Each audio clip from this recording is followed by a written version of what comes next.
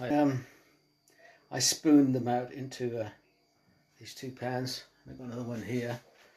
It was super aerated, super bubbly, so I just spooned it out, and this was the leftover bit here.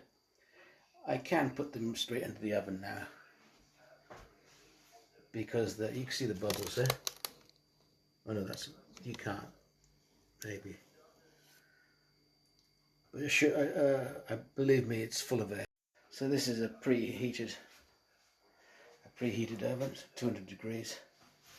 And I'll put these in. I think I have to do something. I'll have to do something with this because I have a second.